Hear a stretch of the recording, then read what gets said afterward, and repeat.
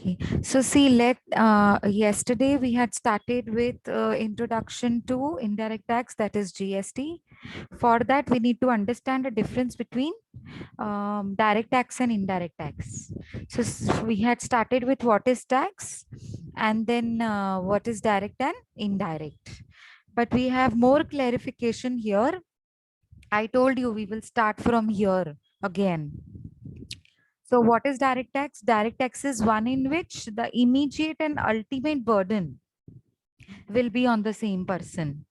Okay, as I told you yesterday, impact and incidence is on same person. So impact is immediate burden, and ultimate burden is जो वाकई में कौन जाके भर के आता है, ठीक है, मतलब गवर्नमेंट तक पहुंचाने का काम किसका होता है, ठीक है। तो impact and incidence will be on same person. Direct taxes are those which are imposed on a person either on his income or wealth, and tax liability cannot be escaped. Direct tax वो होती है जो income पे charge होती है या wealth पे या प्रॉपर्टी पे, लेकिन कंडीशन ये है that particular property, that particular income और wealth is owned by that person. देखो, किसी नेबर की इनकम पे आप थोड़ी ना टैक्स भरोगे। जब तक वो आपकी खुद की इनकम नहीं है तब तक आप टैक्स नहीं भरोगे। जब तक वो आपकी प्रॉपर्टी खुद की नहीं है आप क्यों प्रॉपर्टी टैक्स भरोगे। So suppose if you are living in a rented house, so you will not be able to, you will not be liable to pay the property tax. You are not liable. Who will be liable? The owner of the house. Are you getting my example? Yes. Come on. Is the example Yes. clear? Okay. So this is known as direct tax. And what is indirect? Indirect means impact and incidence is not on the same person. And indirect taxes, जो direct tax होती है वो income पे charge होती है, property पे charge होती है, वेल्थ पे चार्ज होती है। तो ये जो इनडायरेक्ट टैक्स होती है वो किस पे चार्ज की जाती है? गुड्स और सर्विसेज। चाहे वो एक इंडिविजुअल है जो सर्विसेज ले रहा है और गुड्स ले रहा है, चाहे वो कोई कंपनी क्यों नहीं हो जो गुड्स और सर्विसेज ले रहा है या बेच रहा है। One example of indirect tax is sales tax, जो अभी अभी आप देखोगे तो वो अभी नहीं है एप्लीकेबल। कस्टमर पे for items they purchase for their personal use. अभी सेल्स टैक्स के नाम से कोई टैक्स नहीं है, अभी जीएसटी के नाम से टैक्स है। Okay, so indirect tax is sales tax, मतलब जब आप कुछ सेल करोगे, सप्लाई करोगे, then customer will purchase it, and therefore customer जो पर्सनल यूज के लिए परचेज कर रहा है आइटम, उसके ऊपर टैक्स शॉपकीपर को देता है, and then shopkeeper is responsible to remit the tax to the government, same amount of tax, huh? Okay, so here is a pictorial, graphical representation. So we have direct tax. See, यहाँ पे एक lady का picture बना हुआ है। तो दोनों, अभी देखो, अगर ये लेडी इनकम अर्न करती है, ठीक है, तो यहाँ पे लिखा भी हुआ है, देखो, example income tax. When you earn an income you are responsible for tax payment and you also have the burden, मतलब burden भी आपके ऊपर ही है और भर के आना भी आपको ही है। यहाँ पे लिखा हुआ है ultimate burden of tax payment is on this lady, and then responsibility to pay the tax to the government is also on this lady. So nobody is a link between government. This is government office. Consider this is government office. Now if she is earning income, so she has the ultimate burden of paying the tax. And she is only the one who is responsible for paying the tax to the government, remitting the tax to the government. So she and the government, there is no link between them. But here in this indirect tax picture, in the right hand side, you will see the ultimate tax burden is on the purchaser. She has ultimate burden. She has to take out from her own pocket the amount of tax and pay it to the shopkeeper. Now he is the shopkeeper. He has a shop, he has a computer. See, छोटा सा computer रखा हुआ है, ये shopkeeper बैठा हुआ है। तो सपोज ये लेडी है जो इसके पास शॉपकीपर के पास गई और कुछ गुड्स खरीदे या सर्विसेज खरीदी, वॉट एवर। ओके, सपोज ये गुड्स हैं और ये सर्विसेज हैं, ये जो दो मार्क्स बने हुए हैं ऊपर। सो सपोज ये गुड्स हैं और ये सर्विसेज हैं। तो इन दोनों में से अगर कुछ भी ये लेडी ने परचेज किया शॉपकीपर से, so now the lady will pay to the shopkeeper and shopkeeper will remit it to the government. Okay, so ultimate burden अभी भी किसके ऊपर है? इस लेडी के ऊपर ही है, परचेजर के ऊपर, कस्टमर के ऊपर। But then responsibility to pay the tax to the government is on the shopkeeper. Example ले लो वैट का। वैट अभी बंद हो गया है। Let me tell you, VAT is value added tax. ये अभी नहीं है, बट ये पुराना पिक्चर है, but I love this picture, इसीलिए मैंने उसको यहाँ पे लगाया। Later on I thought I will tell students that VAT नहीं है, अभी जीएसटी है। So that is simple to remember. यहाँ पे इनकम टैक्स का एग्जाम्पल, यहाँ पे जीएसटी का example. So when you buy stuff, stuff means goods and services, the shopkeeper is responsible for tax payment, but he can collect it from you. So shopkeeper will collect it from you and he is responsible to remit the same amount which is collected from you to the government. So he is a link between government and this lady. Therefore it is indirect tax. Indirect मतलब भर कोई और रहा है और भुगत कोई और रहा है. So something like that. Okay, pocket के किसी और के पॉकेट से निकला, पर एक्चुअली जो गवर्नमेंट तक पहुंचाने का काम कर रहा है वो कोई और है. Okay, so a quick overview of difference between direct and indirect tax. Let's have a quick overview. जो डायरेक्ट टैक्स होता है वो किस पे इम्पोज होता है? आपकी इनकम के ऊपर या फिर प्रॉफिट्स के ऊपर. ठीक है. इनडायरेक्ट टैक्स किसके ऊपर लगाया जाता है? गुड्स एंड सर्विसेज पे. कौन पे करता है? Who will pay the direct tax? Individual and business person. और यहाँ पे इनडायरेक्ट टैक्स कौन पे करता है? And consumers. मतलब सपोज एग्जाम्पल दे रही हूँ अभी मैं आपको, बहुत बढ़िया एग्जाम्पल है, प्लीज ध्यान से सुनिएगा. अभी कल किसी स्टूडेंट ने मुझे कहा था जो मैन्युफैक्चरर होता है ना उसको टैक्स भर के आनी होती है और वो जाके गवर्नमेंट को रेमिट करता है. अब इसमें मैन्युफैक्चरर मेरे एग्जाम्पल में तो आया नहीं था कल, लेकिन अब मैं आपको एग्जाम्पल दे रही हूँ, सुनो. मैन्युफैक्चरर ने 10 रुपए का प्रोडक्ट मैन्युफैक्चर किया, होलसेलर ने खरीदा 12 रुपए में. तो ध्यान से सुनना, 11 रुपए मैन्युफैक्चरर ने अपना अमाउंट रखा और 1 रुपए टैक्स रखी थी. तो होलसेलर ने टैक्स भरी 1 रुपी. यस और नो? इतना क्लियर है सबको एग्जाम्पल में? Yes ma'am. Yes ma'am. Okay. अब 12 रुपए जो 10 रुपीज का प्रोडक्ट 12 रुपीज में बेचा मैन्युफैक्चरर ने, उसमें 10 रुपए तो कॉस्ट थी उसकी, 1 रुपया उसका प्रॉफिट है और बाकी का 1 रुपया गवर्नमेंट को टैक्स पहुंचाएगा. कौन? मैन्युफैक्चरर. किसके जेब से निकला? होलसेलर. अब होलसेलर के लिए ये 12 रुपए की कॉस्ट हो गई. होलसेलर के लिए 12 rupees is the cost of the product. तो जब रिटेलर खरीदने आएगा तो वो कितने में बेचेगा? 14 रुपए में, 14 रुपीज में. 14 में से एग्जाम्पल ले लो 13 रुपीज है ना, 13 रुपीज वो होलसेलर अपने जेब में डालेगा. क्यों? क्योंकि 12 रुपए तो कॉस्ट भरी थी ना उसने, तो 1 रुपया तो एटलीस्ट वो प्रॉफिट अर्न करे. तो हो गए 13 रुपए और बाकी का 1 रुपया क्या था? टैक्स थी, जो कि किसके पॉकेट से निकली थी? पहले होलसेलर के पॉकेट से. तो होलसेलर के पॉकेट में वापस 1 रुपया आ गया ना, रीइम्बर्स हो गया. वो रीइम्बर्स हो गया. रीइम्बर्स का मतलब क्या होता है? उसको भर के मिला. इंग्लिश में कहते हैं हम reimbursement. So what is reimbursement? उसको भर के मिला. पहले मैंने खर्चा किया, फिर मेरे बॉस ने मुझे वो पूरा खर्चा भर के दिया, वापस मेरे पॉकेट में आ गया 1 रुपी. ठीक है, तो रीइम्बर्स हो गया. मतलब आप अगर ध्यान से देखोगे तो अब किसके पॉकेट से खर्चा हुआ टैक्स का? रिटेलर के यहाँ से. अब रिटेलर क्या करेगा? 14 रुपए उसकी कॉस्ट हो गई, तो 14 का प्रोडक्ट 16 रुपए में बेचेगा कस्टमर को. रिटेलर के बाद कौन होता है? कस्टमर होता है ना, जो अपने पर्सनल यूज के लिए खरीदता है. होलसेलर ने पर्सनल यूज के लिए नहीं खरीदा था, बेचने के लिए खरीदा था। रिटेलर ने भी पर्सनल यूज के लिए नहीं खरीदा था, बेचने के लिए खरीदा था। अब रिटेलर किसको बेच रहा है? कंज्यूमर को, कस्टमर को, क्लाइंट को। सर्विसेज है तो क्लाइंट बोलते हैं हम, डॉक्टर है तो पेशेंट बोलते हैं।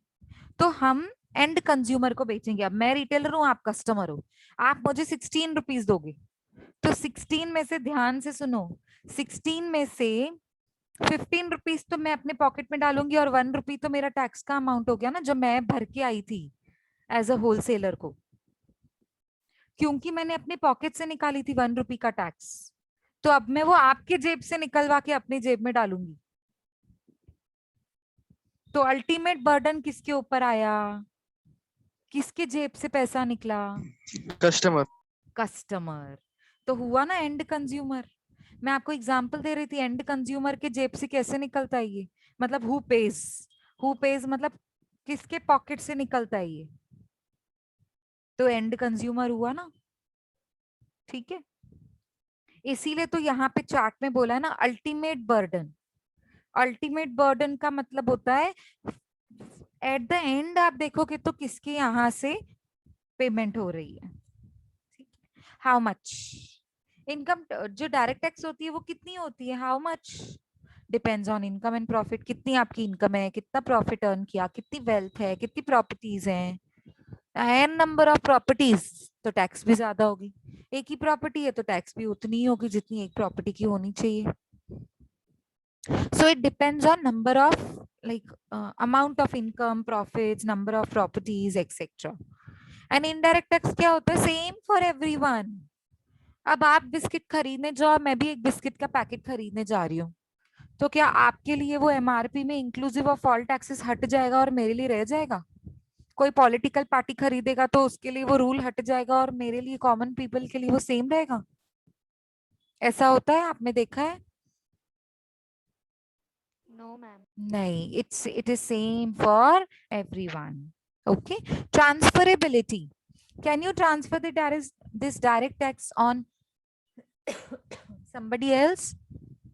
No. आपको ही बर्डन है और आपने ही भर के आना है। You can not transfer this burden on somebody else, but yes indirect tax में तो बर्डन ट्रांसफर हो रहा है। होलसेलर ने जब 1 रुपी भरा था तो वो रिटेलर से वसूल करके लिया, और रिटेलर ने जब 1 रुपी भरा था होलसेलर को तो वो कस्टमर से वसूल करके लिया। मतलब कस्टमर ने 1 रुपी भरा रिटेलर को, और वही 1 रुपी रिटेलर ने होलसेलर को भरा था, और वही होलसेलर ने मैन्युफैक्चरर को भरा था। So manufacturer is responsible for paying the tax to the government in this chain, in this chain. Is it clear everybody? Yes, ma'am. तो इसमें ना बर्डन ट्रांसफर हो सकता है क्या, होता है ना, तो वो ही लिखा हुआ है। ओके। टैक्स इवेशन, इवेशन का कोई मतलब बताएगा मुझे? मैंने आपको बोला था बहुत सारे नए नए वर्ड्स आपको सुनने को मिलेंगे, but as soon as I will tell you the synonyms you will be able to understand. तो कोई है जो मुझे बताएगा टैक्स इवेशन का मतलब क्या होता है? हिंदी में कहते हैं हम चोरी, इंग्लिश में कहते हैं स्टीलिंग। यस, ये वर्ड सुने कि नहीं सुने? चोरी करना, स्टीलिंग यस करना। मैम। हाँ, बस ये वही तो यस। है, बस ये वही तो है टैक्स इवेशन। टैक्स इवेशन का मतलब है टैक्स की चोरी करना।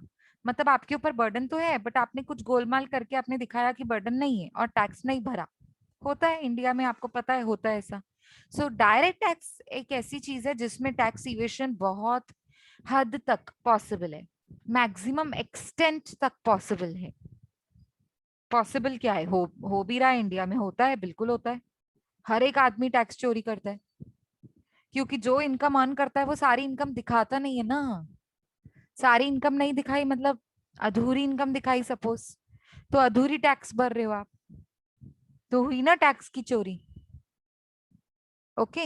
और इनडायरेक्ट टैक्स में क्या होता है? चोरी पॉसिबल ही नहीं है। Tax evasion is not at all possible in this criteria indirect tax की। कैसे? कोई एग्जाम्पल बताएगा कैसे चोरी पॉसिबल ही नहीं है ना? बोलो कैसे। ट्रांसफर में नहीं नहीं नहीं, ट्रांसफर तो हो रहा है ना बच्चा, ट्रांसफर तो आप कर रहे हो। मैं पूछ रही हूँ टैक्स इवेशन कैसे पॉसिबल नहीं है। बहुत सिंपल लॉजिक है। Come on, can somebody try ma'am out? उसमें लिखा रहता है ना कि इतना एमआरपी पे जीएसटी MRP पे लगेगा। Exactly exactly. मतलब आप जो भी प्रोडक्ट खरीदने जा रहे हो उस पे जीएसटी तो लग ही रही है ना। अगर आप कस्टमर से जीएसटी नहीं चार्ज कर रहे हो तो आपको भरनी पड़ेगी अपने जेब से। 1 रुपया जो आप भर के आए थे, रिटेलर भर के आया था होलसेलर को, तो वो रिटेलर तो सोचेगा ना मैं कस्टमर से वसूल करूं, मैं क्यों भरूं? मैं प्रोडक्ट यूज थोड़ी कर रहा हूँ, प्रोडक्ट तो मैं बेच रहा हूँ, यूज थोड़ी कर रहा हूँ। जो यूज करेगा वो टैक्स भरेगा ना। अब बिस्किट का पैकेट खरीदा आपने तो आप खा रहे हो उसको, तो आप टैक्स भरोगे ना, क्योंकि आपने यूटिलाइजेशन किया, उसका यूसेज किया। तो somebody who is using ना, रोड है, ब्रिजेस है, फ्लाईओवर है, आप हाईवे से जाते हो तो वो टोल नाका आता है, तो आप जाओगे तो टोल नाके पे फीस भरनी पड़ेगी ना, चार्ज भरना पड़ेगा ना, 30-40 रुपीज जो भी होता है। मेंटेनेंस के लिए लेते हैं वो चार्जेस, रोड मेंटेनेंस के लिए। तो आप यूज करोगे तो फीस तो भरनी ही पड़ेगी। हाँ, अगर आप घर पे बैठे हो तो भी आप हाईवे का टोल नाके पे जाके फीस भर के आओगे? कहीं जाना भी नहीं है तो भी भरेंगे? तो भी आपसे गवर्नमेंट लेगी नहीं। अगर आप सर्विसेज यूज कर रहे हो तो आप सर्विस पे टैक्स भरोगे ना। अच्छा, और सर्विसेज यूज कर रहे हो तो टैक्स तो भरनी ही पड़ेगी। गुड्स खरीद रहे हो तो आप गुड्स कंज्यूम कर रहे हो, खा रहे हो, पी रहे हो, यूज कर रहे हो। क्लॉथ मटेरियल खरीदा आपने शॉपकीपर के पास जाकर, तो वो तो लगाएगा जीएसटी, क्योंकि वो खुद भर चुका है मैन्युफैक्चरर होलसेलर को। तो वो आपसे क्यों छोड़ेगा, टैक्स तो लेके ही रहेगा वो आपसे।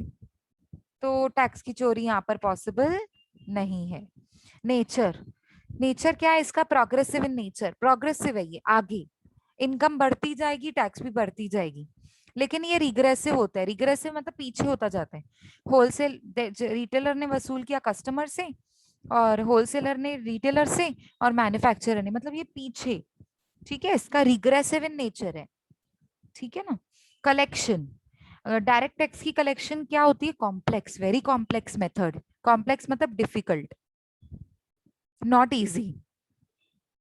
ओके, क्यों? क्योंकि बहुत लोग हैं ना जो इनकम अर्न करते हैं, और कोई सैलरीड इनकम अर्न करता है, तो कोई बिजनेसमैन है वहां से इनकम अर्न करता है, कोई घर बैठे पेंशन ले रहा है, तो कोई आउट ऑफ इंडिया में बैठकर प्रॉपर्टी में इन्वेस्ट किया है इंडिया में, और वो घर पे प्रॉपर्टी को रेंट पे लगा दिया है, और उसको रेंट मिल रही है, इनकम मिल रही है इंडिया से। कितना कॉम्प्लेक्स है, देखो कितनी सारी इनकम्स है, हर एक पर्सन की अलग अलग इनकम है। कोई गुड्स बेचता है तो कोई सर्विसेज बेचता है, तो हर एक की कुछ ना कुछ इनकम है ना। ठीक है, जो शॉपकीपर गुड्स बेच रहा है, सर्विसेज बेच रहा है, उसकी भी तो कुछ इनकम हो रही है, बिजनेसमैन है ना वो तो बिजनेसमैन की इनकम पे टैक्स तो चार्ज होगा ना। चलो उसकी छुट्टी हो गई, उसने वसूल तो कर लिया जीएसटी कस्टमर से, पर इनकम टैक्स तो भरना पड़ेगा ना उसको। गुड्स बेचा उसने और टैक्स वसूल किया, वही टैक्स जाके गवर्नमेंट को भर के आएगा, वो तो जीएसटी हो गई। लेकिन क्योंकि वो गुड्स बेच रहा है मतलब वो बिजनेसमैन है, तो बिजनेसमैन है मतलब इनकम तो अर्न कर रहा है, तो इनकम टैक्स थोड़ी वो कस्टमर से वसूल कर सकते हैं, वो तो उसकी इनकम है। जैसे मैंने एग्जाम्पल दिया था, 14 रुपए का प्रोडक्ट अगर रिटेलर कस्टमर को 16 रुपीज में बेच रहे हैं, तो 14 रुपीज तो उसकी कॉस्ट थी, चलो कॉस्ट हटाओ, माइनस करो, खर्चे को माइनस करो। 1 रुपी जीएसटी था, वो भी हटाओ, वो गवर्नमेंट को पहुंचाने का काम है।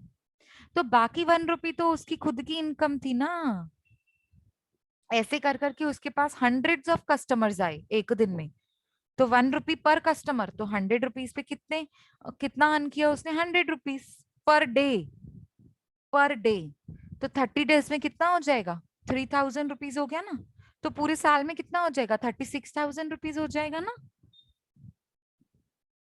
है ना। तो ऐसे तो यस इनकम, हाँ मैं एग्जाम्पल दे रही हूँ, देखो 36,000 पे टैक्स नहीं लगती है, मैं बस एक एग्जाम्पल दे रही हूँ। ठीक है, अब मैं 136,000 की जगह पे बोलूँ 3,60,000, तो टैक्स लगेगी ना, क्योंकि 2,50,000 तक टैक्स निल होती है, जीरो होती है। ठीक है, समझ में आया? वो इनकम टैक्स, वो मैं बीबीआई में जो एसवाई बीबीआई में मैं लेती हूँ, दैट इज डायरेक्ट टैक्स। तो डायरेक्ट टैक्स में इनकम टैक्स है, इनकम टैक्स के अलग रूल्स होते हैं। हम इनकम टैक्स नहीं पढ़ रहे हैं, हम डायरेक्ट टैक्स नहीं पढ़ रहे हैं, हम दोनों के बीच में डिफरेंस पढ़ रहे हैं। But that was a general knowledge जो मैंने आपको दिया कि 2.5 लाख तक इनकम एग्जाम्प्टेड होती है, पर मैं इनकम की बात कर रही थी। ठीक है, तो इसका मतलब यहाँ पे क्या है, कलेक्शन। इसका कलेक्शन जो प्रोसीजर है ना, बहुत कॉम्प्लेक्स है डायरेक्ट टैक्स का। जैसे मैंने अभी एग्जांपल दिया, कितने लोग हैं, कितना पॉपुलेशन है, उसके बाद फिर अलग अलग टाइप की इनकम्स है, अलग अलग टाइप की इनकम्स के ऊपर फिर अलग अलग टैक्सेस। ठीक है, नेक्स्ट इज इनडायरेक्ट टैक्स। अब जो इनडायरेक्ट टैक्स है ना, वो बहुत कन्वीनियंट है। अब जीएसटी आने के बाद तो और कन्वीनियंट। कैसे कन्वीनियंट हो गया, सारे है ना उन्होंने गुड्स को ना क्राइटेरिया वाइज डिवाइड कर दिया, शेड्यूल 1, शेड्यूल 2, शेड्यूल 3, शेड्यूल 4। ये गुड्स पे बिल्कुल टैक्स नहीं लगेगी, 0%, जैसे एग्रीकल्चरल गुड्स होते हैं जो, ये गुड्स पे 5% टैक्स लगेगी। मतलब 5% के शेड्यूल में जितने गुड्स दिख रहे हैं ना, 5% टैक्स लग रही है उनपे। शेड्यूल 3 में जितने गुड्स दिख रहे हैं उनपे 12% टैक्स लग रही है। शेड्यूल 4 में जितने गुड्स दिख रहे हैं उनपे 18% टैक्स लगती है। और सबसे ज्यादा होता है 28%, जैसे लग्जरियस प्रोडक्ट्स होते हैं, जैसे कार और टीवी, रेफ्रिजरेटर्स, है ना, उनपे 28% टैक्स लगती है। समझ आ रहा है आपको? Yes ma'am. तो ये कन्वीनियंट है ना, ये तो मुझे पता चल गया, ये मैं, मेरा बिजनेस ये प्रोडक्ट में है, तो मुझे कस्टमर से 28% टैक्स लेनी है और गवर्नमेंट तक पहुंचानी है, बात फिनिश। कन्वीनियंट है, बहुत सिंपल मेथड है। ठीक है, चलो यहाँ पे देखो कॉमन एग्जाम्पल क्या है इसका, income tax, security transaction tax. मतलब सिक्योरिटीज में आप ट्रांजैक्ट करते हो, शेयर्स खरीदते हो, शेयर्स बेचते हो, तो जो शेयर खरीद रहा है, जो बेच रहा है, उसको इनकम हो रही है, वही टैक्स भरेगा ना। ठीक है, इनकम टैक्स, जिसकी इनकम है वही टैक्स भरेगा। सो दैट इज डायरेक्ट टैक्स का सबसे बड़ा एग्जाम्पल। अब आ जाओ इनडायरेक्ट टैक्स पे, एक्साइज ड्यूटी, ये क्या है, ठीक है, या आप बोल सकते हो कस्टम ड्यूटी। ओके, तो ये बस आपको समझाने के लिए मैंने लिखा है। Okay, so GST, custom duty, excise duty, etcetera. Is that okay? Difference between जो हमने किया अभी, उसमें कोई डाउट? Ma'am regressive. हाँ जी, फिर से बोलिए बच्चा, सुनाई नहीं दिया। मैम रिग्रेसिव का मतलब नहीं समझा। किसका मतलब? रिग्रेसिव। एक मिनट रुको, मैं बताती हूँ। देखो, अब जैसे मैंने बताया था ना एग्जाम्पल, होलसेलर, पीछे से एग्जाम्पल ले लो, कस्टमर भर रहा है ना, एक्चुअली तो टैक्स किसने भरी, कस्टमर ने भरी, तो पीछे जा रहा है ना कस्टमर को। कस्टमर ने जो टैक्स भरी, किसको भरी, रिटेलर को। रिटेलर ने जो टैक्स भरी वो होलसेलर को, होलसेलर ने मैन्युफैक्चरर को। तो रिग्रेसिव मतलब पीछे है ना, इसकी चेन पीछे जा रही है। आ रहा है समझ में? और जो इनडायरेक्ट टैक्स है ना, वो प्रोग्रेसिव है, मतलब जो पर्सन भर रहा है वही भरेगा, इनफैक्ट इनकम बढ़ती जाएगी तो और वो ज्यादा टैक्स भरेगा। समझा? इसके लिए ये प्रोग्रेसिव है, ये बढ़ती ही जाएगी। लेकिन ये आप नहीं बोल सकते हो बढ़ेगी, ये इनफैक्ट कम, बर्डन कम होता जाएगा। जैसे होलसेल कस्टमर ने पूरा का पूरा अमाउंट भरा, ठीक है, तो रिटेलर ने थोड़ा भरा था, होलसेलर ने थोड़ा भरा था, तो वसूल करके ले रहे हैं ना वो लोग नेक्स्ट चेन से। तो थोड़ा थोड़ा थोड़ा जो भरा गया था, फाइनली किसने भरा, कंज्यूमर ने। तो आप पीछे चेन, पीछे घुमा के देखो चेन को, तो आपको पता लगेगा कि कस्टमर ने भरा इतना और रिटेलर ने भरा इतना और होलसेलर ने भरा था, आई मीन हो, हाँ, होलसेलर ने भरा था इतना और फाइनली मैन्युफैक्चरर के पास ही पहुंचा था। तो मतलब ये रिग्रेसिव है, इसकी चेन पीछे की तरफ जा रही है। आया समझ में? अभी क्लियर हुआ? ये ओके, अच्छा, अभी देखो ये कुछ एग्जाम्पल्स हैं, एक सेकंड में आपके एग्जाम्पल्स क्लियर हो जाएंगे, बहुत इजी है। डायरेक्ट टैक्स के एग्जाम्पल्स क्या है, income tax, corporation tax, property tax, inherent tax. Inheritance का मतलब होता है सपोज किसी के फादर की डेथ हो जाए तो अपने आप वो प्रॉपर्टी किसको मिल जाती है, सन को। तो वो सन है ना, इनहेरेंट टैक्स भरता है। ठीक है। गिफ्ट टैक्स, आप किसी को बहुत बड़ी कोई ह्यूज गिफ्ट दे रहे हो, जैसे डॉक्टर को आपने कार गिफ्ट दे दी।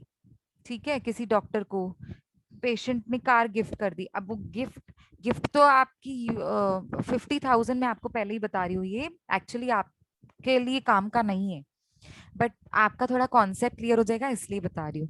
50,000 तक जो गिफ्ट्स होती है ना वो एग्जाम्प्टेड होती है। एग्जाम्प्टेड का मीनिंग होता है टैक्स फ्री। ये मैं बीबीआई स्टूडेंट्स को पढ़ाती हूँ क्योंकि उनका सिलेबस डायरेक्ट टैक्स का है। ये मैं आपको क्यों बता रही हूँ, आपके सिलेबस में है नहीं, but still I am trying to make your concept little clear. So इसीलिए मैं आपको बता रही हूँ। जैसे गिफ्ट अगर आप किसी को देते हो, तो अगर आपने सपोज गिफ्ट किसी को दिया एक छोटा सा वॉच, 3,000 का, 5,000 का, 10,000 का वॉच आपने किसी को गिफ्ट दिया, आपका फैमिली मेंबर है, आपका फ्रेंड है। अब देखो फैमिली मेंबर्स को कोई गिफ्ट देते ना, तो वो कितनी भी दे दो, कितने की भी वैल्यू हो, 2 करोड़ की हो, 1 करोड़ की हो, 2,000 रुपए की हो या 200 रुपए की हो, टैक्स नहीं लगती है, एग्जम्प्टेड होता है। क्यों? क्योंकि रिलेटिव्स के बीच में ही है ना। अच्छा, अगर नॉन रिलेटिव्स को अगर आपने कोई गिफ्ट दी तो 50,000 रुपए तक एग्जम्प्टेड होता है। एग्जम्प्टेड, एग्जम्प्टेड का मीनिंग होता है टैक्स फ्री। ये डायरेक्ट टैक्स में यूज होता है एग्जम्प्टेड वर्ड। हाँ, इनडायरेक्ट में भी होगा, हम आएंगे तब आपको समझ जाएगा, क्योंकि मैंने अभी आपको क्लियर कर दिया। Exempted, EXEMPTED, exempted. तो इसका मतलब होता है 50,000 तक अगर किसी आप नॉन रिलेटिव को गिफ्ट दे रहे हो तो दैट इज एग्जम्प्टेड उनको, क्योंकि उनके लिए गिफ्ट है ना, इनकम तो उनके लिए है ना, फ्री की इनकम। गिफ्ट मतलब फ्री की इनकम। तो अब अगर सपोज पेशेंट कैंसर पेशेंट था, डॉक्टर ने उसको ट्रीट किया, ठीक कर दिया, खुश होके पेशेंट ने डॉक्टर को कार गिफ्ट दे दी। अब कार तो आपको पता है कितने की होती है, ठीक है, 2.5 लाख, 3 लाख, 5 लाख से शुरू होती है। तो मतलब 50,000 से ज्यादा है, और पेशेंट तो डॉक्टर का रिलेटिव नहीं है। ठीक है, तो इसका मतलब क्या हुआ, डॉक्टर को गिफ्ट मिली कार 5 लाख रुपए की, सपोज एग्जाम्पल ले लो, बहुत छोटा अमाउंट है but still take an example of 5 lakhs। तो ये 50,000 से ऊपर है ना, तो 5 लाख पे टैक्स लगाई जाएगी डॉक्टर को, उसको बोलते हैं गिफ्ट टैक्स। अभी समझ में आया? Yes. वेल्थ टैक्स, वेल्थ से तो आपको समझ ही आ रहा है, वेल्थ मतलब सारा कुछ आ गया इसमें। आपके पास जो भी वेल्थ है, लैंड एंड बिल्डिंग है आपके नाम पे, आप ओनर हो किसी लैंड के, किसी बिल्डिंग के, किसी आपके पास बहुत सारा गोल्ड है, डायमंड्स है, ज्वेलरी है। ठीक है, इसमें तो वेल्थ में तो आपको खुद से समझ में आ रहा है, बहुत कुछ आ गया। ठीक है, अब आ जाओ मैम इनडायरेक्ट। हाँ जी, मैम गिफ्ट टैक्स जो है उसमें अगर जिसको देंगे गिफ्ट उसको टैक्स लगेगा हाँ ना? जी, आपको क्यों लगेगा, आपका तो एक्सपेंस हुआ था ना बच्चा। टैक्स किस पे लगाते हैं, जिसके ऊपर इनकम होती है ना, जो इनकम अर्न करता है वो टैक्स भरेगा ना, कॉन्सेप्ट क्लियर रखो। डायरेक्ट टैक्स में एक एग्जांपल होता है इनकम टैक्स। सबसे पहला पहला देखो इनकम टैक्स, तो इनकम पे टैक्स लगेगी ना, तो जो इनकम अर्न करेगा उस पे टैक्स लगेगी। अब गिफ्ट, जो आपको गिफ्ट में मिली है कार, वो भी तो एज गुड एज आपके लिए इनकम है ना। क्यों इनकम है, कैसे इनकम है मैम, ये तो कार है ना। अरे कार आपने नहीं खरीदी है, अगर आप खरीदने जाते तो 5 लाख रुपए खर्चा होता, अब वो खर्चा आपका बच गया, तो हो गई ना आपकी इनकम इनडायरेक्टली। अगर आप कार खरीदने जाते तो आपकी जेब से 5 लाख रुपए का खर्चा होता, यस और नो, इतना बताओ मुझे। Yes ma'am. हाँ, अब वो खर्चा नहीं हुआ तो वो पैसा बच गया, जो बच गया आपकी इनकम ही तो है, वो उसी को ही तो कहते हैं ना गिफ्ट। गिफ्ट मतलब क्या, विदाउट कंसिडरेशन, आपने सामने वाले को कुछ दिया। बट हाँ, रिलेटिव्स में दिया तो, अगर आपने रिलेटिव्स में किसी को गिफ्ट दिया तो फुली एग्जम्प्टेड, क्योंकि वो रिलेटिव है, वो तो फैमिली में ही पैसा घूम रहा है ना। बट किसी नॉन रिलेटिव को गिफ्ट दिया तो उसको 50,000 तक टैक्स नहीं लगेगी, और उससे ऊपर लगेगी। ठीक है, अभी क्लियर हुआ? Yes ma'am. Very good. चलो अभी इनडायरेक्ट टैक्स के एग्जांपल देखो, जल्दी फटाफट बताओ कौन से एग्जांपल्स हैं। Custom duty, excise duty, service tax जो बंद हो गई है, सेल्स टैक्स जो बंद हो गई है, वैट जो बंद हो गई है। मतलब ये पुराने एग्जाम्पल्स हैं, जस्ट मुझे एक्सप्लेन करना था, इसीलिए मैंने ये चार्ट यहाँ पे रखा है। ये लास्ट ईयर से ही मैं पढ़ा रही हूँ ना सब्जेक्ट, इसके पहले मैं बीएमएस में पढ़ाती थी, तो इसके पहले बैफ था ही नहीं ना, बैफ तो अभी 2 साल पहले ही शुरू हुआ है। तो मतलब आपकी जो बैच है वो फर्स्ट बैच होगी ना, नहीं टीवाई वाली बैच फर्स्ट बैच होगी, राइट? तो इन शॉर्ट मतलब ये बैफ में अभी अभी सब्जेक्ट आया है, तो इसीलिए पहले तो मैं ये बीएमएस में पढ़ा रही थी, तो भी मेरे पास ये सेम था अंटिल, मतलब क्योंकि ये बंद हो चुका है custom duty. I know custom duty अभी भी एप्लीकेबल है, पर सर्विस टैक्स देखो, सेल्स टैक्स देखो, वैट देखो, ये सब बंद हो चुका है। But I wanted to clear the concept, इसके लिए मैंने ये चार्ट रखा है। आ रहा है समझ में? ठीक है, मतलब अभी देखोगे ना, service tax, sales tax, VAT, ये तीन को मिलाकर एक ही टैक्स आ गई है, जीएसटी, बात फिनिश। इनफैक्ट ये पिक्चर से पता लग रहा है कि ये बंद हो गई है, तो क्या आ गया? जीएसटी आ गया, जो कि हम पढ़ रहे हैं, हमारा सब्जेक्ट ही वही है, जीएसटी। ठीक है, so here we have completed with the difference between direct and indirect tax। हमने बहुत अच्छे से समझ लिया कि डिफरेंस क्या है डायरेक्ट टैक्स और इनडायरेक्ट टैक्स के बीच में। मतलब जो हमारा इस चैप्टर का फर्स्ट पार्ट है ना, वो पूरा हो गया। ओके, अभी तक सिर्फ एक पार्ट पूरा हुआ है, हाँ, अभी तो और बहुत कुछ बाकी है। अब यहाँ से अभी हमारा मेन शुरू होगा, इनडायरेक्ट टैक्स। तो अब आप ब्रेक ले लीजिए, उसके बाद हम शुरू करते हैं। So shall we begin at 11 o'clock sharp? Yes. Yes, ma'am. Don't leave the lecture. Let the lecture be on. हम pause कर लेते हैं और 15 minutes के बाद फिर से मिलेंगे. Is that okay? Yes, ma'am. Is that okay with everyone? Yes, ma'am. किसी को मोबाइल चार्ज पे रखना है, ब्रेक लेनी है, वॉशरूम जाना है, पानी पीना है, तो प्लीज आप 15 मिनट्स ब्रेक ले लो एंड देन 11 o'clock फिर से ज्वाइन करना. Okay, is that okay? Yes, ma'am. Okay. Yeah, so see the difference between indirect taxes, direct and indirect tax is done. Now let us begin with the levy of indirect tax. It is divided into two parts, central and state government. जो central government tax collect करती है ना, that is related to levied. Levied means charged tax on manufacture and on the services. मतलब जितनी भी services provide हो रही हैं कस्टमर्स को और जितने भी गुड्स मैन्युफैक्चर हो रहे हैं, तो जो मैन्युफैक्चरिंग की जो टैक्सेस एप्लीकेबल हैं और जो सर्विसेज के ऊपर टैक्सेस एप्लीकेबल हैं, वो सेंट्रल गवर्नमेंट कलेक्ट करती है।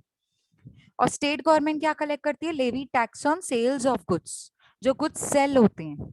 ठीक है, तो in short central government manufacture और सर्विसेज पे देखते हैं, मैन्युफैक्चर किसका? गुड्स का, एंड सर्विसेज पे जितनी भी टैक्सेस एप्लीकेबल होती है वो सेंट्रल गवर्नमेंट कलेक्ट करती है। एंड स्टेट गवर्नमेंट कौन सी टैक्स कलेक्ट करती है? जब गुड्स बेचकर कस्टमर टैक्स पे करता है। नाउ इनडायरेक्ट टैक्स का सबसे बड़ा एग्जांपल है हमारे पास GST. Okay, so GST means any tax on supply. The word supply is very, very, very important. You have one full single chapter of supply of goods and services. So you need to understand the concept of supply. Okay, later on we'll do it. Don't worry, everything will be covered. But as of now, जो अभी हमारे cycle में आता जा रहा है वो हम कवर कर रहे हैं. Any tax on supply of goods or services or both. अभी आपको मैंने कल एग्जाम्पल दिया था, आप वॉशिंग मशीन खरीदने जाते हैं तो आपको गुड्स तो आपने खरीदा, प्लस आप सर्विसेज भी खरीदते हैं. जैसे एग्जाम्पल 1 ईयर वारंटी, अगर कुछ रिपेयर करवाना हो तो आप वो रिपेयरिंग की सर्विसेज खरीदते हैं. ठीक है, तो इन शॉर्ट जब आप गुड्स खरीदते हैं या सर्विसेज खरीदते हैं या दोनों खरीदते हैं, एक्सेप्ट टैक्सेस ऑन सप्लाई, उसके ऊपर टैक्सेस नहीं लगानी है आपको. एक्सेप्ट टैक्सेस मतलब पहले आपको उसका ओरिजिनल प्राइस चेक करना है. ठीक है, उसके बाद उसके ऊपर टैक्स लगानी है. Okay, except taxes on supply of alcoholic liquor for human consumption. अब मैं आपको बता दूं, alcoholic liquor for human consumption मतलब जो ये लिकर और ये बियर, ये सब जो alcoholic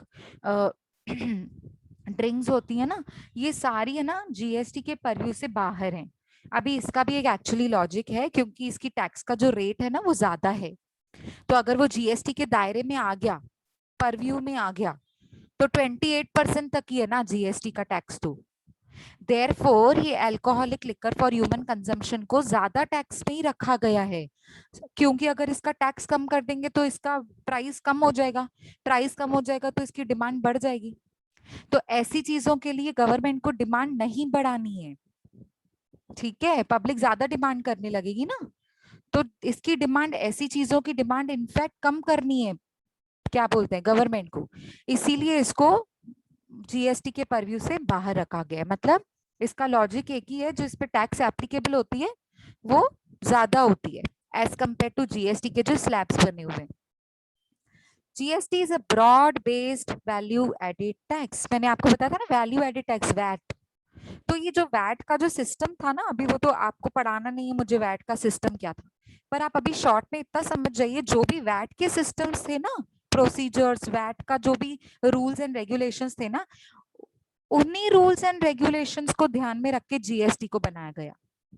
therefore GST is broad based value added tax, ठीक है। GST is destination based tax, very important, once again very important, destination based tax. अब है ना एग्जाम्पल ले लो, कैसे एग्जाम्पल दूं, सपोज आप एक बिजनेसमैन हो और महाराष्ट्र में आपका बिजनेस है। अब आप गुड्स को बेचते हो, तो गुजरात के कस्टमर ने गुड्स खरीदे आपसे, तो ये गुड्स निकले कहाँ से, महाराष्ट्र से, कहाँ जाके पहुंचे, गुजरात में, मतलब इसकी फाइनल कंजम्पशन कहाँ होगी, गुजरात में, क्योंकि आपका कस्टमर किधर है, गुजरात में। तो जहां इसकी कंजम्पशन होगी, डेस्टिनेशन, डेस्टिनेशन का मतलब होता है जिस प्लेस पे जाके ये फाइनली गुड्स बैठेंगे और फाइनली कंज्यूम होंगे, वहां उस कंट्री और सॉरी उस स्टेट को टैक्स भरनी पड़ेगी, क्योंकि कंजम्पशन तो उन्होंने किया ना, तो टैक्स भी उनको ही भरनी पड़ेगी। आया समझ में, इतना क्लियर हुआ? ये 3 पॉइंट्स में कोई डाउट है? कम ऑन क्विकली, बहुत इजी पॉइंट्स है, कुछ भी टफ नहीं है। कुछ नहीं समझा तो फिर से पूछो। Am I audible, guys? Yes, ma'am. Clear है ना? आगे बढ़े। डेस्टिनेशन बेस्ड टैक्स का मतलब होता है जिस प्लेस पे आपके गुड्स जा रहे हैं, वो डेस्टिनेशन, वो प्लेस जहां फाइनल कंजम्पशन हो रही है गुड्स की, तो वही टैक्स भरेगा ना, वो स्टेट के ऊपर बर्डन, मतलब उसके जेब से निकाला जाएगा ना पूरा टैक्स का पेमेंट, ठीक है। GST is technically paid by suppliers. आपको मैंने पहले भी ये बताया है, गवर्नमेंट को पहुंचाने का काम कौन करता है, कस्टमर थोड़ी करता है, सप्लायर करेगा, बट पहुंचाने का काम सप्लायर करेगा। टेक्निकली तो वो पे कौन कर रहा है, टेक्निकली अगर देखा जाए तो किसके हाथ से गवर्नमेंट को जा रहा है, सप्लायर के हाथ से।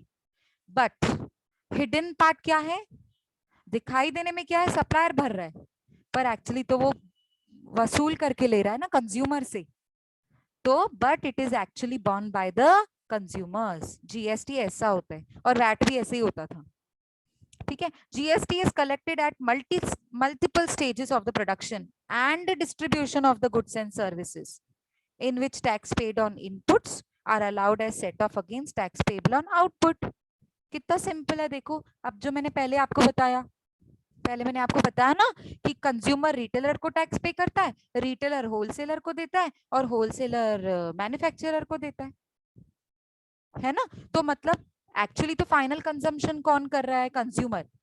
तो होलसेलर जब भी बेच रहा है रिटेलर को, एग्जाम्पल ले लो, होलसेलर और रिटेलर का मैं एग्जाम्पल दे रही हूँ आपको। जब होलसेलर रिटेलर को दे रहा है, तो उसने जो मैन्युफैक्चरर को टैक्स भरी थी, वो तो वो रिटेलर से वसूल करेगा ना, तो वसूल करना is known as allowed as set off. समझ में आ रहा है आपको? देखो मेरी बात सुनो, होलसेलर ने मैन्युफैक्चरर से खरीदा, तो that is input tax paid on input. Input means suppose मैं मैन्युफैक्चरर हूं, आप होलसेलर हो, एग्जाम्पल ले लो। हाँ, अब मैं आपको गुड्स बेच रही हूँ, तो मैं आपसे टैक्स लूंगी, हाँ लूंगी। तो आप अपने बारे में सोचिए, आप जो गुड्स खरीद रहे हो, खरीदना मतलब आपके पास आना, आना मतलब इनपुट। यस और नो, इतना सा जवाब दे दो, इनपुट का मतलब समझ में आया? Yes ma'am. हाँ, इनपुट मतलब जो खरीद रहा है ये उसके लिए इनपुट हो गया। होलसेलर के पास मतलब आपके पास ये गुड्स आए, इनपुट हो गया। इनपुट के ऊपर आपने टैक्स भरी, मुझे मैन्युफैक्चरर को। अब आप तो उसको कंज्यूम नहीं कर रहे हो ना गुड्स को, तो आप क्या करोगे, आगे ये गुड्स को बेचोगे, मतलब आउटपुट, गुड्स आपके यहाँ से जा रहे हैं, आउटपुट। तो आउटपुट पे आप टैक्स है ना वसूल करोगे। तो हो गया ना सेट ऑफ। पहले आपके जेब से 1 रुपी निकला, मैन्युफैक्चरर के पास गया। अब आपके पास 1 रुपी वापस आ गया, कैसे? क्योंकि आपने सारे गुड्स आउटपुट बेचा, गया, गुड्स गए किसके पास? रिटेलर के पास। तो आप रिटेलर से 1 रुपी वसूल करके ले रहे हो। आई बात समझ में? यहाँ पे मैं 1 रुपी का एग्जाम्पल दे रही हूँ, पर 1 रुपी नहीं होता है। ठीक है, अभी आएगा एग्जाम्पल बहुत अच्छा सा, उसमें तो आपको और अच्छे से समझ में आ जाएगा। और ये जो हम अलाउड एज सेट ऑफ की बात करें ना, इसी को ही तो कहते हैं आईटीसी। आईटीसी याद है, मैं आपको सिलेबस बता रही थी, उसमें एक चैप्टर में एक अलग से कंटेंट था, उसको बोल रहे थे वो ITC, input tax credit. Input, input मतलब जो गुड्स खरीदे, टैक्स मतलब जो उसके ऊपर आपने टैक्स भरी है, क्रेडिट, क्रेडिट का मतलब उसको वापस लेना। किससे लोगे? जिसके पास बेचोगे। तो होलसेलर किससे टैक्स वसूल करेगा? रिटेलर। रिटेलर किससे टैक्स वसूल करेगा? कस्टमर। तो अपने बुक्स में तो दिखाएगा ना कि मैंने इतनी टैक्स भरी थी और इतनी टैक्स वसूल की है। आई बात समझ में? इतना क्लियर हुआ ये सेंटेंस का मतलब? Yes ma'am. कोई डाउट है Yes, ma'am. सेंटेंस में? No, ma'am. पक्का? Ma'am. Okay, very good, very good. चलो बहुत बढ़िया, आगे बढ़ते हैं। GST is a tax on consumption of products. Please ध्यान से सुनिए, कंजम्पशन होना जरूरी है, और जो कंज्यूम करता है अल्टीमेटली उसको ही बर्डन आता है टैक्स भरने का। Okay, so GST is a tax on consumption of products from the business sources. मतलब अलग अलग बिजनेस सोर्स होते हैं ना, अलग अलग तरीके होते हैं ना बिजनेस करने के, इनकम अर्न करने के। तो अलग अलग प्रोडक्ट्स जो मैन्युफैक्चर हो रहे हैं अलग अलग बिजनेस सोर्सेस में से, उसकी जो गुड्स की कंजम्पशन हो रही है ना, उसके ऊपर जो टैक्स लगती है उसको बोलते हैं जीएसटी। तो इसका मतलब क्या हुआ? प्रोडक्ट्स की कंजम्पशन के ऊपर टैक्स लग रही है, ना कि आपकी हॉबीज के ऊपर और पर्सनल एक्टिविटीज के ऊपर। ठीक है, अभी जैसे आपका ना, आपकी हॉबी है कुछ एडवेंचर से रिलेटेड ले लो, car driving, car car racing में हिस्सा ले लेना, हो गया एडवेंचरस हॉबी। और ट्रैकिंग, ट्रैकिंग माउंटेन्स की ट्रैकिंग करते हैं ना, चढ़ते हैं माउंटेन्स पे, देखा है? ये किसी किसी की हॉबी होती है। समझ Yes, आ रहा ma'am. है कि नहीं? हाँ, तो ये आपके पर्सनल हॉबीज हैं जिसके ऊपर जीएसटी नहीं लगता। ठीक है, तो इसका मतलब क्या है? जब आप कोई प्रोडक्ट्स और सर्विसेज यूज करते हो, कंज्यूम करते हो, कंज्यूम करने का मतलब ही होता है यूज करना। अब खाने पीने की चीजें हैं तो उसको हम बोलेंगे कंजम्पशन। अब कोई यूज करने की चीज है, जैसे कपड़ा पहनना होता है, सो खरीद कर हम उसको पहन रहे हैं, सो उसको हम कंजम्पशन तो नहीं बोल सकते। सो यहाँ पे कंजम्पशन का मतलब अलग अलग है। ओके, डोंट मिसअंडरस्टैंड विद खाने पीने की चीजें, कंजम्पशन वाला product, please don't misunderstand that. यहाँ पे कंजम्पशन जनरली यूसेज के लिए बोला गया है, कि use of the product. Okay, under GST input tax credit, ITC, बड़े ध्यान से सुनना, ये वैट में होता था। मैं फिर से आपको बता रही हूँ, ये जो सेकंड पॉइंट लिखी हुई है ना, जीएसटी को, वैल्यू एडेड टैक्स को ध्यान में रख के जीएसटी को बनाया गया, तो ये फिर से वापस वही रूल है, ये सब वैट में होता था। क्या होता था? इनपुट टैक्स क्रेडिट, आईटीसी, जो आपने टैक्स भरी है वो नेक्स्ट चेन से वसूल करके ले सकते हो आप। इस प्रोवाइडेड मतलब ये सिस्टम में है, एग्जिस्ट करता है जीएसटी में भी। ITC is provided through out the value chain of creditable acquisition. Through out the value chain का मतलब क्या होता है? सिर्फ होलसेलर ही रिटेलर से वसूल कर सकता है ऐसा है क्या? नहीं, रिटेलर भी वसूल कर सकता है कस्टमर से। आ रहा है समझ में कि नहीं? यस मैम, समझ में आ रहा है। Very good. Yes, so ma'am. It is known as one country one tax. अभी कोई कोई वन कंट्री नहीं बोलता है, वन नेशन बोलता है। तो कहीं पे आप देखो ना, वन नेशन वन टैक्स बात एक ही है, वन कंट्री वन टैक्स बात एक ही है। नेशन मतलब कंट्री हो गया ना। सो कहीं पे आप प्रोवर्ब देखोगे वन नेशन वन टैक्स, कहीं पे आप प्रोवर्ब देखोगे वन कंट्री वन टैक्स। ये जब जीएसटी आया था ना, तो उसके साथ ही प्रोवर्ब आया था। ठीक है, चलो आगे बढ़ते हैं। नेक्स्ट है हमारा जीएसटी के ऊपर ही और थोड़ा इन्होंने इलेबोरेट किया है। क्या बोलते हैं? GST is an indirect tax. ठीक है, पता है ये तो मुझे इनडायरेक्ट टैक्स है। मतलब मैं तो डायरेक्टली जाके भरने वाली नहीं हूँ। और कंजम्पशन टैक्स भी बोल सकते हैं इसको, कि मैं कंज्यूम कर रही हूँ तो टैक्स मैं भरूंगी, लेकिन पहुंचाएगा कोई और। ठीक है, तो कंजम्पशन टैक्स है ये, जो कंज्यूम करता है प्रोडक्ट सर्विसेज, उसके ऊपर बर्डन आता है, उसके जेब से पैसा निकलता है। ठीक है, so GST is an indirect tax और consumption tax imposed in India on. पहली बात तो ये इंडिया में इम्पोज होता है, आउट ऑफ इंडिया में नहीं।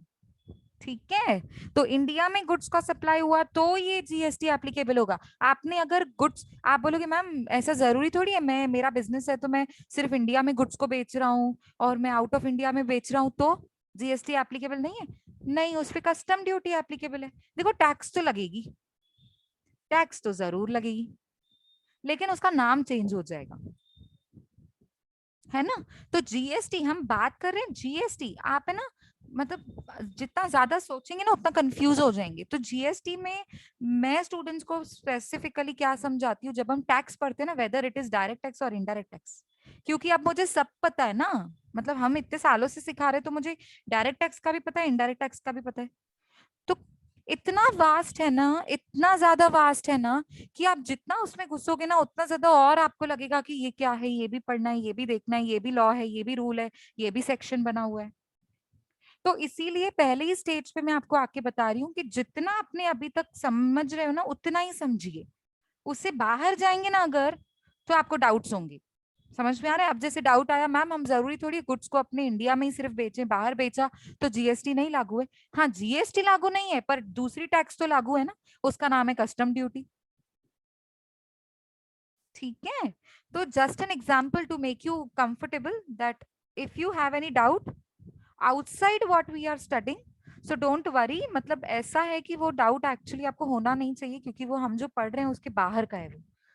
सो उसके बाहर जाऊंगी तो फिर मुझे कस्टम ड्यूटी के रूल सिखाने पड़ेंगे, जो कि आपके सिलेबस में नहीं है और हमारे पास टाइम नहीं है ना। ठीक है, चलो इम्पोज्ड इन इंडिया, तो सबसे पहली बात तो ये इंडिया में इम्पोज होता है। अच्छा, ऑन किसके ऊपर, किस जीएसटी किसके ऊपर लागू होता है? सप्लाई। मैं फिर से वर्ड बोल रही हूँ, बहुत ज्यादा इंपॉर्टेंट है ये वर्ड, बहुत ज्यादा एमसीक्यूज में जरूर आता है। ठीक है, on supply of goods and services, supply होना चाहिए, सप्लाई नहीं हुआ तो कैसे जीएसटी चार्ज लगेगा, है ना। इट इज कॉम्प्रिहेंसिव, मतलब सब कुछ इसमें इंक्लूड है, कॉम्प्रिहेंसिव। एक जगह पे सब कुछ डंप कर दिया गया तो बोलते हैं ना कॉम्प्रिहेंसिव प्लेस, कॉम्प्रिहेंसिव है ये, इसमें सब कुछ डाल दिया गया है, मल्टी स्टेज है ये, हर एक के ऊपर लागू होता है, कोई भी छूटेगा नहीं है जीएसटी से। And destination based tax, destination मतलब जहां जाके पहुंचा उसके ऊपर फाइनल बर्डन पड़ता है। आया समझ में इस फर्स्ट पॉइंट में कोई भी doubt? No doubts ma'am. No, very ma'am. Good, very good. आगे देखो, कॉम्प्रिहेंसिव क्यों बोला गया इसको? Because it has subsumed. Subsumed मतलब पुरानी सारी टैक्सेस है ना इसके अंदर आ गई। सबसम्ड, सम्ड मतलब ऐड करके, जो पुरानी सारी अलग अलग वेरियस प्रोडक्शन स्टेजेस पे मैन्युफैक्चरर के ऊपर पहले अलग टैक्स लगती थी। समझ में आ रहा है? फिर बेचने वाले पे अलग टैक्स लगती थी, क्यों भाई, प्रोडक्ट तो वही है, आप अलग अलग टैक्स क्यों लगा रहे हो? जब बेचने वाला बंदा टैक्स भर रहा है तो मैन्युफैक्चरर बोलता था मैं क्यों टैक्स भरूं, क्योंकि मैन्युफैक्चरिंग हो रही है कंट्री में, मैन्युफैक्चरिंग की सर्विसेज यूज कर रहे हो आप एज अ मैन्युफैक्चरर, तो आपको टैक्स तो भरनी पड़ेगी। तो ये सारी अलग अलग स्टेजेस पे ना टैक्स लगती थी, जबकि प्रोडक्ट एक ही होता था। तो अब सब निकाल कर एक जीएसटी आ गया, मतलब सारी पुरानी टैक्सेस इसके अंदर सबसम्ड हो गई, ऐड हो गई। मैं ये नहीं बोलूंगी कि सारी taxes, but almost every tax, almost, जैसे कस्टम ड्यूटी अभी भी एप्लीकेबल है जबकि वो इनडायरेक्ट टैक्स ही है। ठीक है, तो देखो क्या लिखा हुआ है, comprehensive because it has subsumed almost all the indirect taxes except few, जैसे कस्टम ड्यूटी। ओके अच्छा, ये मल्टी स्टेज क्यों बोला गया इसको? As it is imposed at every step in the production process, कोई भी छूटेगा नहीं, सब पे टैक्स लगेगी। मल्टी स्टेज मैंने ऊपर बताया वो आपको। But it is meant to be refunded to all the parties, refund हो रहा है ना, मैन्युफैक्चरर को होलसेलर ने भरा तो होलसेलर को रिफंड हुआ, किसके जरिए? रिटेलर के जरिए। रिटेलर ने होलसेलर को टैक्स भरा था तो रिटेलर ने वसूल करके लिया ना कस्टमर से। हाँ, तो मतलब ये बोल रहा है कि पहले आप भरो, एवरी स्टेज पे हर किसी को भरना तो पड़ेगा, लेकिन हाँ रिफंड हो जाएगा हर पार्टी को, all the parties in the various stages. Various stages का मतलब क्या होता है? Manufacturer, wholesaler, retailer. प्रोडक्शन के वेरियस स्टेजेस में यही लोग होते हैं ना, लास्ट होता है कस्टमर। सो वहां लिखा हुआ है हाँ रिफंड इन सबको मिलेगा, अदर देन किसको नहीं मिलेगा? Final consumer. क्यों? क्योंकि वो डेस्टिनेशन बेस्ड टैक्स है, तो फाइनल कंज्यूमर कंज्यूम कर रहा है ना, डेस्टिनेशन फाइनल कंज्यूमर के घर तक पहुंचा वो प्रोडक्ट, तो कंज्यूमर ने भरना है ना, तो उसको थोड़ी रिफंड मिलेगा। अगर रिफंड ही करना था कंज्यूमर को तो जीएसटी आया क्यों, है ना? So it is collected from point of the consumption and not on the point of origin like previous taxes. हमारी पुरानी टैक्सेस ऐसे होती थी, जहां से प्रोडक्ट निकल रहा है वहां से टैक्स शुरू होती थी, अभी भी हो रही है, लेकिन फाइनली कौन भर रहा है उसको? पॉइंट ऑफ कंजम्पशन, मतलब जहां जाके कंज्यूम हो रहा है प्रोडक्ट वो बंदा भरेगा, बाकी सबको रिफंड मिलेगा। आई बात समझ में? क्लियर हुआ ये स्लाइड? इस स्लाइड में कुछ भी doubt? No ma'am. Okay, so next, now genesis of GST. Genesis का मतलब क्या होता है? ओरिजिन। जीएसटी कैसे आया? ओके मतलब उसका ओरिजिन क्या है, कौन से रूल्स एप्लीकेबल हैं, कब से शुरू हुआ, हमारे इंडियन सिस्टम में कब से आया, ठीक है, कैसे उसको एप्लीकेबल किया गया। सो जेनेसिस में ये सब होता है। Okay so let's begin with the genesis. कुछ 3-4 पॉइंट्स हैं पर आपको बहुत अच्छे से क्लियर हो जाएगा फिर, ठीक है? चलो देखो, introduction of goods and services tax is very significant in the field of indirect tax reforms in India. So indirect tax को जब हम रिफॉर्म कर रहे थे ना, मतलब फिर से जब बना रहे थे ना, तो तब जीएसटी को समझना बहुत इंपॉर्टेंट था, ठीक है? By amalgamating of large number of central and state taxes, like amalgamating मतलब जोड़ना, मर्ज करना। समझ में आ रहा है? अमालगमेटिंग मतलब मर्ज करना। तो पहले बहुत सारी टैक्सेस होती थी, जैसे central tax, sales tax, VAT होती थी, फिर वैट भी ना स्टेट वाइज अलग अलग होती थी। जैसे मैंने आपको एग्जांपल दिया था एम वैट। एम वैट मतलब महाराष्ट्र वैल्यू एडेड टैक्स। सब अलग अलग टैक्सेस होती थी, तो उन सबको जोड़ के अमालगमेट करके एक टैक्स लाई गई जीएसटी, ठीक है? जीएसटी विल मिटिगेट, मिटिगेट का मतलब होता है कम करना, रिड्यूस करना, डिक्लाइन करना, डिक्रीज करना। So GST will mitigate ill effects, जो बहुत बुरे इफेक्ट्स थे ना हमारे, कास्केडिंग इफेक्ट, डबल टैक्सेशन लगती थी, मैन्युफैक्चरर के ऊपर अलग, सेल करने वाले रिटेलर के ऊपर अलग लगती थी, तो अब वो नहीं लगेगी। तो जीएसटी ने ये सारे जो इल इफेक्ट्स थे ना, जो पुराने नहीं सॉरी बुरे इफेक्ट्स, इल इफेक्ट्स थे ना, तो वो उनको हटा दिया।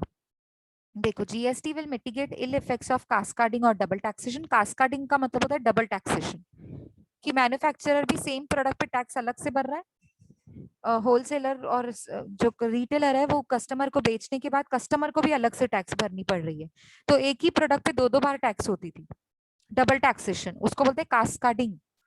कास्केडिंग इफेक्ट को रिमूव कर दिया जीएसटी ने in a major way and pave the way for a common national market. मतलब कॉमन नेशनल मार्केट के लिए एक नया रास्ता, बोलते हैं ना ऐसे, नया रास्ता खोल कर रख दिया। So that is known as pave the way for a common national market. From the consumer's point of view, the biggest advantage would be in terms of reduction in the overall tax burden. क्यों? क्योंकि अब देखो महंगा product नहीं होगा ना, अब manufacturer पे अगर अलग से टैक्स लगेगी तो प्रोडक्ट महंगा हो जाएगा, क्योंकि अपनी टैक्स तो वो वसूल करेगा ना, वो सोचेगा ना मैंने टैक्स भरी है तो प्रोडक्ट को थोड़ा महंगा कर देगा वो, ऐसा पहले होता था। लेकिन अब क्योंकि मैन्युफैक्चरर के ऊपर अलग से कोई टैक्स नहीं लग रही है, इसीलिए वो प्रोडक्ट सस्ता हो गया। Overall reduction of tax burden कम हो गया, ओवरऑल जो टैक्स का बर्डन है वो रिड्यूस हो गया, which is currently estimated around 25 to 30%। इतना रिडक्शन आया है प्राइसेस में, प्रोडक्ट की प्राइसेस में। Okay, now see the next one is it would also imply the actual burden of indirect tax of goods and services would be much more transparent to the consumer। अब ये तो system भी transparent हो गया, मतलब अब मुझे पता है जीएसटी शेड्यूल, अगर गुड्स आ रहे हैं शेड्यूल नंबर 3 में तो मतलब 18% टैक्स से ज्यादा लग ही नहीं रही है ना प्रोडक्ट के ऊपर टैक्स, क्योंकि मुझे भी पता है कि ये मेरे जो गुड्स हैं जो मैंने खरीदे हैं वो मैं गूगल जाके कर सकती हूँ कि ये जो मेरे गुड्स मैंने जो खरीदे हैं वो कौन से शेड्यूल में आते हैं। तो अगर ये शेड्यूल नंबर 3 में आते हैं और 18% टैक्स एप्लीकेबल होती है, मतलब मेरे पास ट्रांसपेरेंसी है, कंज्यूमर्स को एवरी स्टेज पे पता है कितना टैक्स लग रहा है और फाइनली मुझे कितनी टैक्स भरनी पड़ रही है। ठीक है, introduction of GST would also make Indian products competitive in the domestic and international market. क्यों कॉम्पिटिटिव क्यों हो जाएगा हमारा प्रोडक्ट, मतलब ज्यादा इंटरनेशनल मार्केट में क्यों चल पड़ेगा? क्योंकि प्राइसेस कम हो जाएंगी ना, प्रोडक्ट के ऊपर प्राइसेस कम हो जाएंगी। हर स्टेज ऑफ प्रोडक्शन के ऊपर जो पहले टैक्स लगती थी अब वो नहीं लगेगी, तो जो जो जो मेरी प्राइस है प्रोडक्ट की वो फाइनल अगर आप देखोगे तो प्राइस कम हो गई, थोड़ा प्रोडक्ट सस्ता हो गया तो मेरा कॉम्पिटिटिव हो जाएगा ना प्रोडक्ट, लोग खरीदना चाहेंगे मेरा प्रोडक्ट भी, इंडिया का प्रोडक्ट भी। ठीक है, studies show that this would have a boosting impact on economic growth. तो मतलब ऐसा रिसर्च किया गया था कि जीएसटी अगर आ जाएगा सिस्टम में तो इकोनॉमी ग्रो करेगी। Last but not the least, this tax because of this transparent effect and self policing character, self policing है ना, सब कुछ आपके पास अवेलेबल है, किसी से कुछ पूछने की जरूरत नहीं पड़ेगी। ओके, और ट्रांसपेरेंट सिस्टम है, सो इस रीजन की वजह से because of this it would become easier to administer, मतलब बहुत कन्वीनियंट हो जाएगा सिस्टम को चलाना जीएसटी के जरिए। It would also encourage a shift from, बड़े ध्यान से सुनना, अब ये जीएसटी की वजह से एक शिफ्ट आ गया from informal to formal economy. ठीक है, the government proposes to introduce GST with effect from 1 July 2017, जो कि हो चुका है। Okay, so I hope you understand, मतलब अगर एमसीक्यूज में आया GST was introduced with effect from dash in India, so you have 4 options, तो आपको select करना है date, which is very very very important once again. So 1st July 2017 was the date wherein GST was proposed to start in the Indian economy. समझ में आया इतना? Genesis में कोई डाउट? जनरल बातें लिखी हुई है, डाउट होना तो नहीं चाहिए, but still if you have any please clear it out. कोई डाउट? Okay, no ma'am. ठीक है, अभी देखिए CGST and SGST, these are the 2 important types of GST. अब मुझे कोई बताएगा सीजीएसटी और एसजीएसटी का फुल फॉर्म क्या होता है? देखो किसी को पता है? Central goods and services tax. Very good. और एसजीएसटी का मतलब क्या होता है? State State Goods and Services Tax. Very beautiful answer. Good, very good. So this is CGST and SGST. These are the 2 different types of GST. मतलब GST इसके बाहर कुछ भी नहीं है, सब इसके अंदर ही है। या तो CGST लग रहा है, या तो SGST लग रहा है, या तो दोनों लग रहे हैं। अगर ट्रांजेक्शन सेंट्रल में ही हुआ है, सेंट्रल पार्ट में, तो सिर्फ CGST लगेगा। अगर 2 अलग स्टेट्स में हो रहा है तो SGST भी लगेगा। 2 अलग स्टेट्स, महाराष्ट्र से गुजरात, तो सीजीएसटी तो लगेगा ही लगेगा, एसजीएसटी भी लगेगा। Okay, so see state value added tax, state value added tax जिसको हम वैट बोलते थे पुराना, सेंट्रल एक्साइज टैक्स सीईटी बोलते थे हम इसको, सीईटी सेंट्रल एक्साइज टैक्स, और service tax central sales tax, सबको बंद करके एक ही टैक्स आ गया, etc. are all replaced by single entity called GST. So value added tax was mainly for the taxes of state level across all the states in India. अब जो VAT लगाई जाती थी ना वो स्टेट वाइज लगाई जाती थी, जैसे मैंने एम वैट बताया हमारा महाराष्ट्र का, अब वो तो बंद हो गई, तो इसीलिए जीएसटी जब भी लाया तो उसके अंदर लाया SGST, क्योंकि वैट के रूल्स को ध्यान में रख के ही जीएसटी का वो ना क्या बोलते बाउंड्री बनाया गया। तो जीएसटी में जो वैट में स्टेट वाइज टैक्स लगती थी, अब उसकी जगह पे जीएसटी आ गया ना, तो उसकी जगह लगेगी SGST, मतलब state goods and services tax. ठीक है, तो वो स्टेट वाइज डिपार्टमेंट को दे दिया जाएगा रिस्पॉन्सिबिलिटी। ठीक है, नेक्स्ट सिमिलरली जो सेंट्रल टैक्स होती थी, सेंट्रल मतलब सेंट्रल लेवल पे, अब उसको उसकी जगह पे क्या लाया गया, CGST। देखो नीचे लिखा भी हुआ है, आप सेंटेंस पढ़ोगे ना पूरा खुद ही समझ में आ जाएगा। Is now replaced with the central GST और CGST। सेंट्रल जीएसटी बोलो CGST बोलो, बात एक ही है, क्योंकि C का फुल फॉर्म है सेंट्रल और S का फुल फॉर्म है स्टेट। ठीक है, अभी आगे बढ़ते हैं। CGST एंड SGST में अगर आप देखोगे तो सेंटर में सेंट्रल लेवल पे कौन कौन सी टैक्स लगाई जाती थी पहले। ठीक है, पहले कब कौन सी टैक्स लगाई जाती थी, excise duty, service tax, ADE and surcharge and cess, CVD and SAD. तो ये सब है ना टैक्सेस हैं, अलग अलग टैक्सेस हैं जो कि सेंट्रल टैक्स के फॉर्म में एप्लीकेबल होती थी। अच्छा, स्टेट के फॉर्म में कौन सी एप्लीकेबल होती थी, VAT, CST, purchase tax, luxury tax, surcharge and cess. Cess बोलते हैं इसको, सेस मतलब एक्स्ट्रा ड्यूटी। ठीक है, जैसे आप कोई लग्जरी प्रोडक्ट खरीद रहे हो तो सेस भरना पड़ता है आपको, ऐसे ही सेस बहुत चीजों पे लगाया जाता है। मतलब जैसे सेस किस लिए होता है ना, सोशल रिस्पॉन्सिबिलिटी फुलफिल करने के लिए। जैसे कुछ लोगों को, कुछ बच्चों को पढ़ाई करने के लिए पैसा नहीं है, तो आप जो टैक्स दे रहे हो ना उसका कुछ पोर्शन गवर्नमेंट क्या करती है, सपोज आपने टैक्स दी 50,000 रुपए, तो उसका 1% निकाल कर ऐसे बच्चों के लिए डाला जाता है, रिजर्व किया जाता है पैसा, फंड, कैपिटल जो भी टैक्स का होता है, वो ऐसे बच्चों के लिए सेव करके रखते हैं, रिजर्व करके रखते हैं जिनको पढ़ाई के लिए पैसा नहीं है। तो एग्जाम्पल दिया मैंने आपको, हायर एजुकेशन सेस बोलते हैं उसको। ठीक है, पहले 1% होती थी, अभी हालांकि चेंज हो गई है, वो मैं आपको डिस्कस करूंगी जब आएगा। सब कुछ अभी बताऊंगी तो सब भूल जाओगे, मिक्सअप हो जाएगा। ठीक है, अब मैं सिर्फ सेस का मतलब बता रही हूँ, CESS। सेस मतलब जैसे एक्स्ट्रा ड्यूटी, जो टैक्स को थोड़ा रिजर्व करके रखा जाता है और कुछ पोर्शन, उसको बोलते हैं सेस। तो वो भी हायर एजुकेशन सेस होता है, हेल्थ सेस होता है, तो वो हम नीचे बाद में डिस्कस करेंगे जब भी आएगा। कौन सी टैक्सेस सबसम्ड हुई हैं, यही सारी, excise duty, service tax, surcharge, CVD, VAT, CST, ये सारी टैक्सेस बंद होके GST निकल गया। लिखा हुआ है नीचे, ये देखो, ये क्लाउड बना हुआ है और उसके ऊपर बलून्स है। सो कस्टम ड्यूटी इज नॉट सबसम्ड, बाकी सब सबसम्ड हो गई। कस्टम ड्यूटी मैंने आपको अभी भी बोला, अभी भी एप्लीकेबल है। तो बाकी सारी जो टैक्सेस हैं वो सबसम्ड हो गई, मतलब सारी एक साथ मिलकर GST के फॉर्म में आ गई।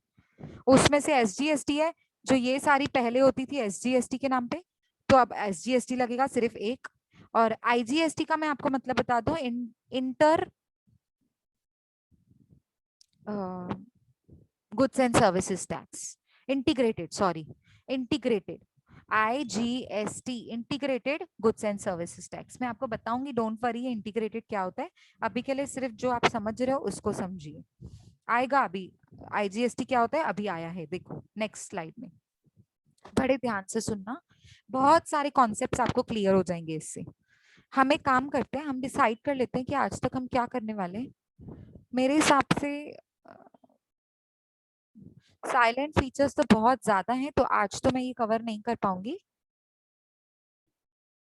तो हाँ, एक ये स्लाइड में आपको बताने वाली हूँ आज, taxes which are not to be subsumed in GST, और एक ये स्लाइड, ये वाला। ठीक है, चलेगा, 2 स्लाइड्स करके वाइंड अप करें, इज दैट ओके? इससे Yes, ज्यादा ma'am. बताऊंगी तो पूरा मिक्सअप हो जाएगा। ठीक है, चलो देखो type of GST applicable.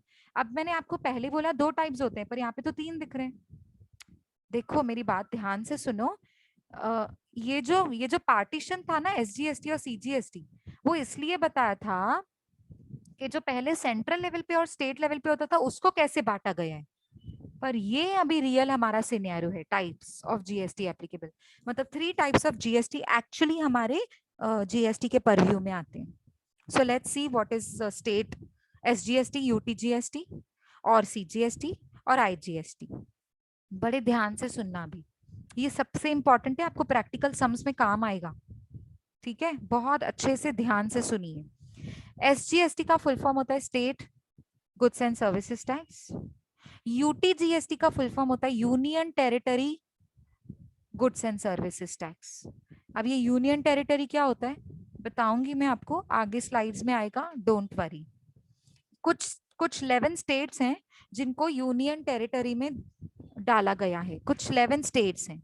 Okay, वो हम 11 स्टेट्स नेक्स्ट लेक्चर में डिस्कस करेंगे, अभी नहीं।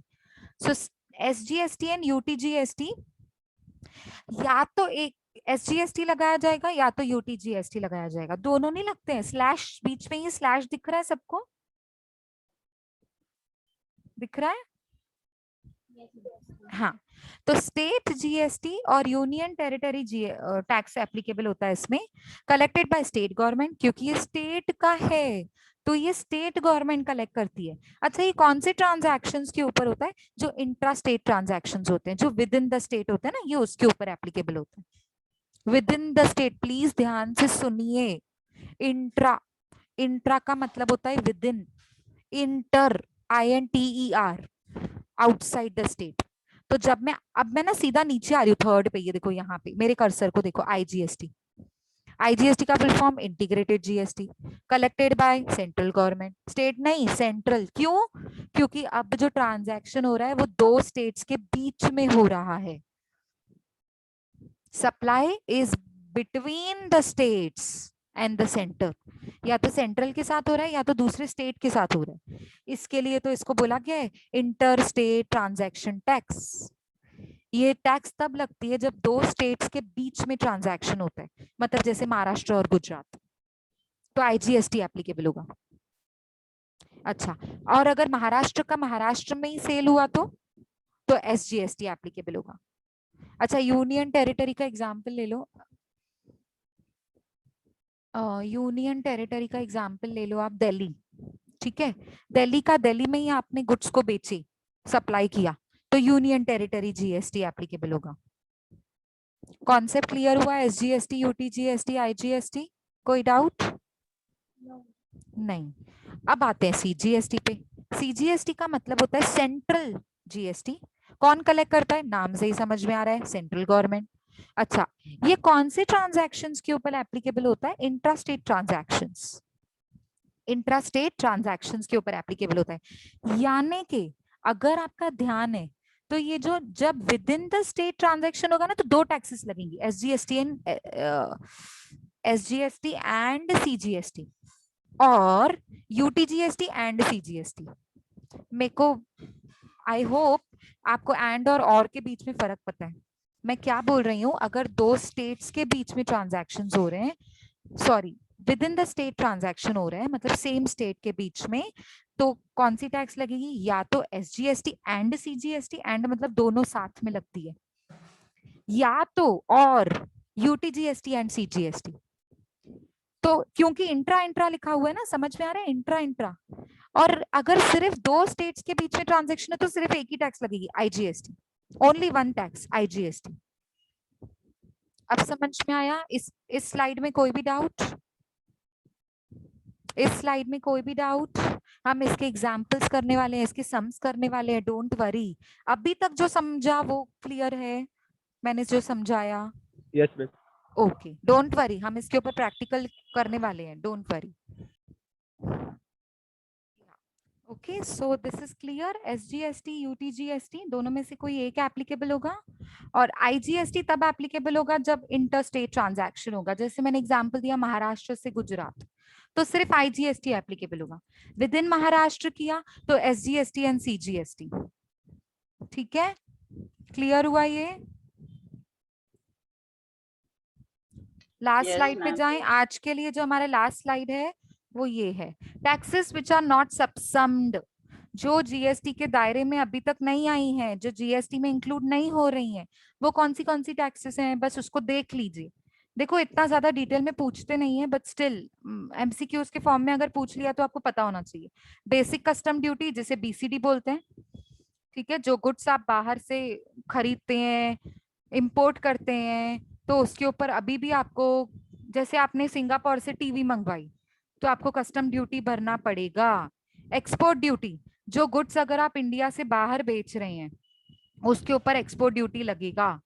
रोड एंड पैसेंजर टैक्स, जैसे मैंने आपको बताया, आप हाईवे से क्रॉस हो रहे हो और आपको टोल नाके पे टोल फीस भरनी पड़ती है, जो वो अभी भी जीएसटी के अंदर नहीं आया है। That is a separate tax which you have to pay. Toll tax, और भी बहुत सारी टोल टैक्सेस होती हैं जो आपको भरनी पड़ती हैं, वो जीएसटी में नहीं आ रही हैं। प्रॉपर्टी टैक्स, वो भी जीएसटी में नहीं है। स्टैम्प ड्यूटी, जब आप कोई प्रॉपर्टी खरीदने जाते हो तो उसकी स्टैम्प ड्यूटी होती है ना, वो अलग अलग ही होती है, वो जीएसटी में नहीं आती है। इलेक्ट्रिसिटी ड्यूटी, वो भी आपका एक्स्ट्रा चार्ज होता है, मतलब अलग से चार्ज होता है, वो जीएसटी में इंक्लूड नहीं की गई है। Is that okay? Is that I mean, is everything very clear now? अभी तक कुछ भी डाउट है तो प्लीज पूछिए, नहीं तो आगे चल के लेक्चर्स में प्रॉब्लम आएगी और प्रैक्टिकल सम्स भी नहीं समझ में आएंगे। क्लियर है सबको? Yes. Okay, so shall we wind up for the day? Yeah, sure. Next lecture में हम कंटिन्यू करेंगे। Okay Yes, ma'am. okay okay Thank you everybody for listening patiently. I hope you all are understanding. With this we will end the lecture. Take care everybody and stay safe. Bye everyone. Bye, ma'am. Bye bacha. Bye.